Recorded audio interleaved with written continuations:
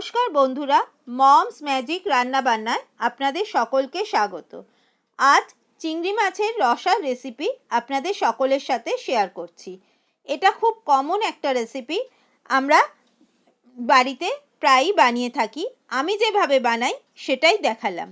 ভালো লাগলে like, share ও comment করতে ভুলবেন না।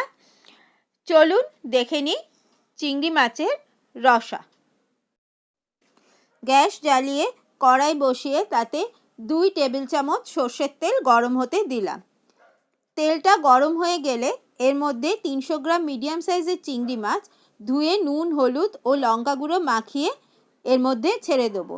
লঙ্কা গুঁড়ো মাখালে চিংড়ির টেস্টটা ভীষণ ভালো হয় এবং চিংড়ি মাছটা মিডিয়াম ফ্লেমে 2 মিনিট ভেজে তুলে নেব। বেশি ভাজলে চিংড়ি মাছ আবার শক্ত হয়ে যায়। ওই তেলে ডুমো ডুমো করে 2টো আলু, মিডিয়াম সাইজের আলু কেটে রেখেছিলাম, ওইগুলো ভেজে নেব।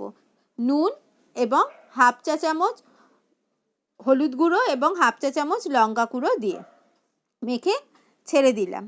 ভালোভাবে ভাজা হয়ে গেলে আলুগুলোকে এবার তুলে নেব। আলুগুলো তুলে নিলাম। এবার ওই তেলে আরও 2 টেবিল চামচ সর্ষের তেল দিয়ে দিলাম। সর্ষের তেল চিংড়ি মাছের রসায় দিলে এর টেস্টটা খুব ভালো লাগে, সেই জন্য সর্ষের তেল দিয়েছি।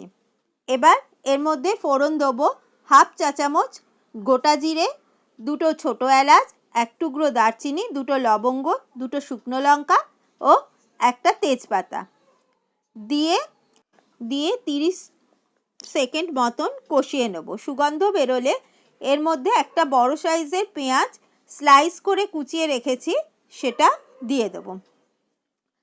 পেঁয়াজটা ভাজা ভাজা হয়ে গেলে এবং ওর কাঁচা গন্ধ চলে গেলে 1 চা চামচ রসুন বাটা ও 1 চা চামচ আদা বাটা দিয়ে দেবো। এটাও ভালোভাবে কষিয়ে নেব কাঁচা গন্ধটা যাওয়া পর্যন্ত।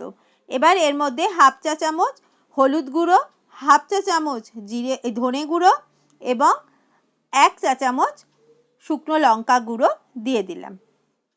দিয়ে এটা যেহেতু শুকনো আছে, যাতে তলায় না লেগে যায় তার জন্য 2 টেবিল চামচ জল এর মধ্যে দিয়ে দিচ্ছি। তাহলে আর কড়াইয়ের তলায় লাগবে না বা পুড়েও যাবে না।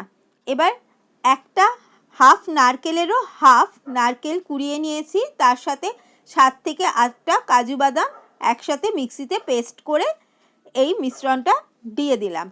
এবার ভালোভাবে মিশিয়ে নিলাম। নুন দিয়ে দিলাম পরিমাণ মতো। চিংড়ি মাছে নারকেল দিলে তার স্বাদ ভীষণ ভালো হয়। এই রান্নাটায় কোনো জল পড়বে না। এবার কষানো হয়ে গেছে, যে ভাজা আলুটা ছিল সেটা দিয়ে দিলাম। এবার আলুটা ভালো করে এর সাথে কষিয়ে নেব। এবার একটা গোটা নারকেল গরম জল করে নিয়ে নারকেলের দুধ বের করে নিয়েছি, নারকেলটাকে ভালো করে কুড়িয়ে সেই দুধটা এই রান্নাটাতে মিশিয়ে দিলাম। গ্যাসের ফ্লেমটা মিডিয়ামে রাখবো। যদি হাই করে দিই তাহলে কিন্তু আবার নারকেলের দুধটা কেটে যাওয়ার সম্ভাবনা থাকে। তাই ভালো করে মিশিয়ে 3 থেকে 4 মিনিট ফুটতে দেবো। ফুটে এসছে। এবার এর মধ্যে 3টে চেরা কাঁচা লঙ্কা ও চিংড়ি মাছগুলো দিয়ে দিলাম। দিয়ে এর সাথে 1 চা চামচ চিনি মিশিয়ে দিলাম। ভালো করে চিংড়ি মাছগুলো মিশে গেছে। এবার রান্নাটা প্রায় শেষের দিকে। আলুটা সেদ্ধ হয়েছে নাকি একটু চেক করে নিচ্ছি। আলুও সেদ্ধ হয়ে গেছে। এবার এটা পরিবেশনের আগে হাফ চা চামচ গরম মশলা গুঁড়ো এবং 1 চা চামচ ঘি এর মধ্যে মিশিয়ে দিচ্ছি। ঘিটা অপশনাল, দিতেও পারেন নাও দিতে পারেন। তৈরি হয়ে গেল আমার চিংড়ি মাছের রসা। যদি এটা আপনাদের ভালো লাগে তবে অবশ্যই বাড়িতে ট্রাই করবেন।